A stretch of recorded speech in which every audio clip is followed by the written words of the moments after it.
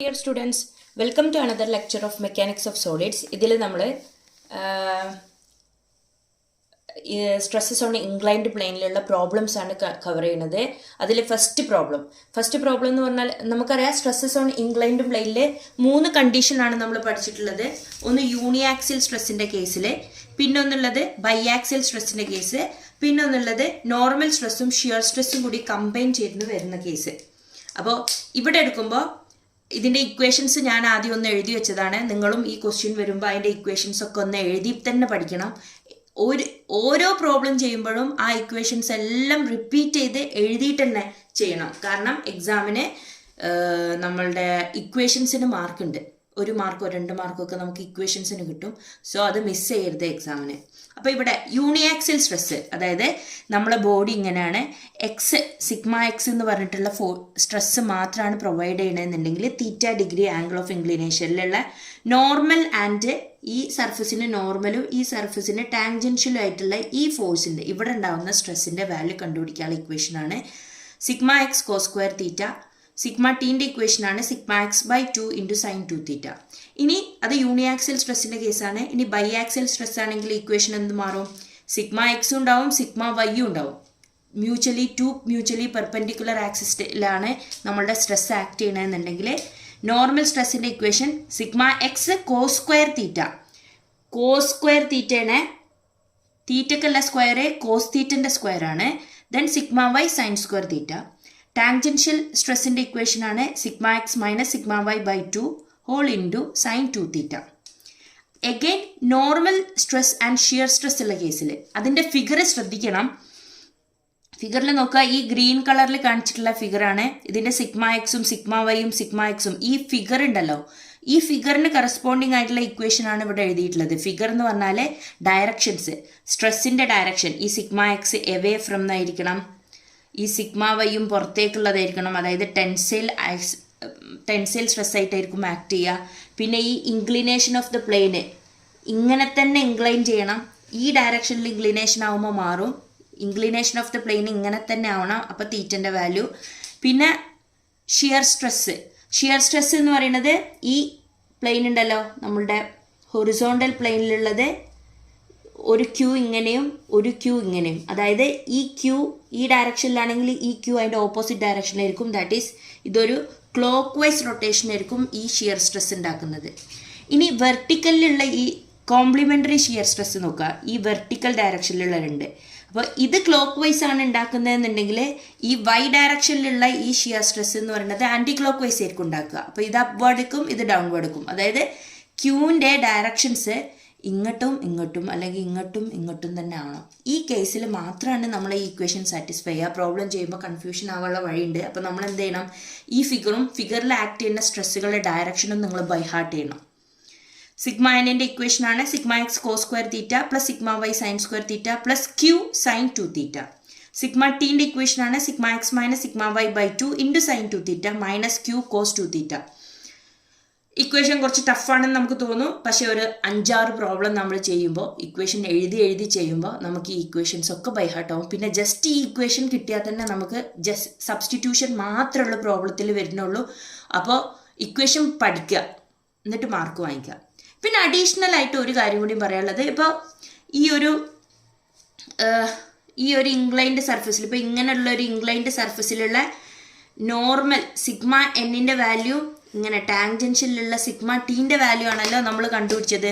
ചില കേസിൽ നിങ്ങളോട് ഇങ്ങനെ ഉണ്ടാവുന്ന ഇതിൻ്റെ ഈ 2 ഫോഴ്സിന് ഒരു റിസൾട്ടൻ്റ് ഉണ്ടാവുമല്ലോ, സിഗ്മ ആർ എന്ന് പറഞ്ഞാൽ ഒരു റിസൾട്ടൻ്റ്, ആ റിസൾട്ടൻ്റ് ഫോഴ്സിൻ്റെ സ്ട്രെസ്സും കൂടി കണ്ടുപിടിക്കാൻ ചിലപ്പോൾ നിങ്ങളോട് ചോദിക്കാം. 2 ഫോഴ്സ് ഉണ്ടാകുമ്പോൾ അതിൻ്റെ റിസൾട്ടൻ്റ് കണ്ടുപിടിക്കാൻ നമുക്ക് എന്ത് ചെയ്താൽ മതി, resultant sigma R is equal to root of sigma N square plus sigma T square ചെയ്താൽ മതി. ചില പ്രോബ്ലത്തിൽ റിസൾട്ടൻ്റ് സ്ട്രെസ് കണ്ടുപിടിക്കാൻ ചോദിച്ചു. അപ്പോൾ ഡയറക്റ്റ് നമ്മൾ നോർമൽ സ്ട്രെസ്സും ടാൻജൻഷ്യൽ സ്ട്രെസ്സും, അല്ലെങ്കിൽ ഈ കേസിലാണെങ്കിൽ നോർമൽ സ്ട്രെസ്സും ടാൻജൻഷ്യൽ സ്ട്രെസ്സും ഓൾറെഡി കണ്ടുപിടിച്ചെങ്കിൽ direct root of sigma N square plus sigma T square ചെയ്താൽ മതി. അത് യൂണിയാക്സലിൻ്റെ കേസാണെങ്കിലും ബൈആക്സലിൻ്റെ കേസാണെങ്കിലും നോർമലിൻ്റെ കേസാണെങ്കിലും ഒക്കെ സെയിം തന്നെയായിരിക്കും വരിക. ഓക്കെ, ഇനി നമുക്ക് ഫസ്റ്റ് പ്രോബ്ലത്തിലേക്ക് പോവുകയാണ്. A horizontal square bar of cross-sectional area 100 mm square is subjected to an axial tensile force of 10 kN find the normal stress, tangential stress, resultant stress, ഞാൻ പറഞ്ഞ resultant stress on the plane, the normal to which it is inclined 30 degree to the axis of the bar. ഈ question ശ്രദ്ധിക്കുക. ഈ ക്വസ്റ്റ്യനിൽ നിങ്ങൾക്ക് figure തന്നിട്ടില്ല. Question വായിച്ചിട്ട് വേണം നമ്മൾ എന്ത് ചെയ്യാൻ, ഈ ഫിഗർ വരക്കാൻ. അപ്പോൾ ആദ്യം തന്നെ നമ്മൾ ഫിഗർ വരക്കാൻ വേണ്ടിയിട്ട് എന്ത് ചെയ്തു, ഒരു റെക്റ്റാങ്കിൾ വരച്ചു. എന്നിട്ട് ഇതിൽ എന്ത് ചെയ്തിട്ടുണ്ട്, ഇതിൻ്റെ ഏരിയ തന്നിട്ടുണ്ട്. ഫസ്റ്റ് 100 mm² ആണ്. അപ്പോൾ നമ്മൾ ഗിവൺ ഡാറ്റ ഏരിയ 100 mm² എന്ന് എഴുതി വെച്ചു. Which is subjected to an axial tensile force. Tension എന്ന് പറഞ്ഞാൽ എന്താ, ഈ ഒരു ബോർഡിൻ്റെ എവേ വലിക്കുന്ന ഫോഴ്സാണ് അല്ലേ. സോ ഞാൻ എന്ത് ചെയ്തു, ഓൾറെഡി ഇത് മാർക്ക് ചെയ്തിട്ടുണ്ട്. ഫിഗർ ക്വസ്റ്റ്യനിൽ തന്നിട്ടില്ലേ, away from the body 10 kN mark ചെയ്തു. ഞാൻ PX എന്ന് പറഞ്ഞാൽ 10 kN മാർക്ക് ചെയ്തു. kN നമുക്ക് പറ്റാത്തതുകൊണ്ട് അതിൻ്റെ ന്യൂട്ടൺക്ക് കൺവേർട്ട് ചെയ്യാൻ ഞാൻ എന്ത് ചെയ്ത് × 10⁻³ N എഴുതി. ഫൈൻഡ് നോർമൽ സ്ട്രെസ് σN കണ്ടുപിടിക്കണം, σN കണ്ടുപിടിക്കണം. ടാൻജൻഷ്യൽ സ്ട്രെസ് σT കണ്ടുപിടിക്കണം. And also resultant stress σR കണ്ടുപിടിക്കണം. ഏത് പ്ലെയിനിലെ, ഓൺ എ പ്ലെയിനിൻ്റെ ഇൻക്ലിനേഷൻ പറയുകയാണെ, the normal to which it is inclined at 30 degree to the axis of the bar. അതായത് നമ്മളെ ഇത്തിരി കൺഫ്യൂഷൻ ആക്കാൻ വേണ്ടിയിട്ട് അവർ തന്നിരിക്കുന്ന ആംഗിൾ എന്ന് പറയുന്നത് നോർമലിനായിട്ടും, നോർമൽ എന്ന് പറഞ്ഞാൽ σN, നോർമൽ സ്ട്രെസ് ഉണ്ടല്ലോ, σN എന്ന് പറഞ്ഞാൽ നോർമൽ സ്ട്രെസ്സിനായിട്ടും, normal to which it is inclined to the axis of the bar. നമ്മൾ ഈ ഒരു ബാറിൻ്റെ ആക്സിസ് എന്ന് പറയുന്നത് ഇതാ ഈ സെൻറ്ററിൽ കൂടെ പോകുന്ന ലൈനല്ലേ, അതായത് ഹൊറിസോണ്ടൽ ലൈനല്ലേ ആക്സിസ് ഓഫ് ദ ബാർ. ഈ ആക്സിസ് ഓഫ് ദ ബാറും നോർമൽ സ്ട്രെസ്സും ഉണ്ടാക്കുന്ന ഈ ആംഗിളാണ് 30 ഡിഗ്രി എന്ന് തന്നത്. നമുക്ക് വേണ്ട തീറ്റ എന്ന് പറയുന്നത് എവിടുത്തെ ആംഗിളാ, ഈ ആംഗിൾ തീറ്റയാണ്. നമുക്ക് ഇതിൽ ഇക്വേഷൻസിൽ σx cos² തീറ്റൻ്റെ തീറ്റ എന്നൊക്കെ പറയുന്നത് ഈ മാർക്ക് ചെയ്ത ആംഗിളാണ്. പക്ഷെ അവർ ഈ ആംഗിൾ തരുന്ന വരെ നമുക്ക് തന്നിരിക്കുന്ന ആംഗിൾ എന്താ, ഈ 30 ഡിഗ്രിയാണ്. അപ്പോൾ നമുക്കുള്ളൊരു ടാസ്ക്കാണ് ഈ 30 ഡിഗ്രി കിട്ടിയാൽ എങ്ങനെ ഇവിടുത്തെ തീറ്റ കണ്ടുപിടിക്കുമെന്ന്. എങ്ങനെ കണ്ടുപിടിക്കാം നോക്കിക്കോ. ഇത് 30 ഡിഗ്രി ആണ് എന്നുണ്ടെങ്കിൽ ഈ ആംഗിൾ എത്രയായിരിക്കും വരിക, ഇത് ഫുള്ള് 2 മ്യൂച്വലി പെർപെൻഡിക്കുലർ ആണ്. ഇത് ടോട്ടൽ എത്രയാണ്, 90 ഡിഗ്രി ആണ് അല്ലേ.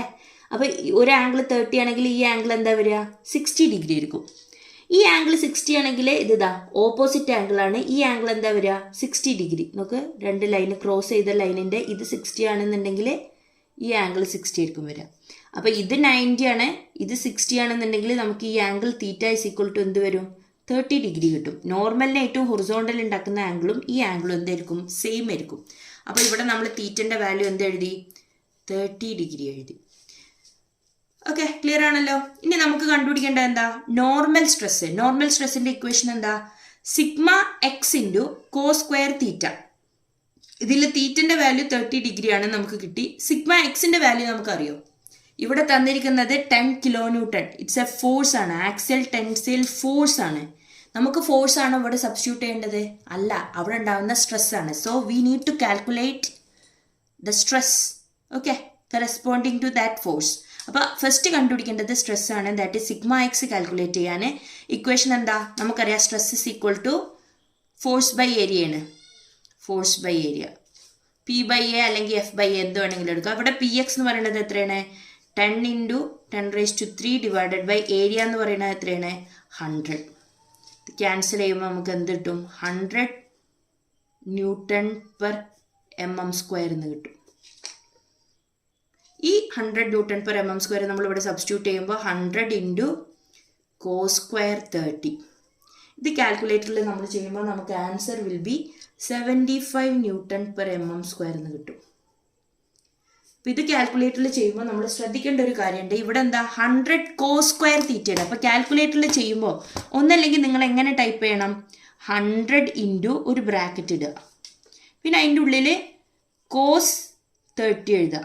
എന്നിട്ട് ആ ബ്രാക്കറ്റ് ക്ലോസ് ചെയ്തിട്ട് ഈ വലിയ ബ്രാക്കറ്റും ക്ലോസ് ചെയ്തിട്ട് ഒരു സ്ക്വയർ ഇട്ടിട്ട് കാൽക്കുലേറ്ററിൽ ഇങ്ങനെ തന്നെ ടൈപ്പ് ചെയ്യുക.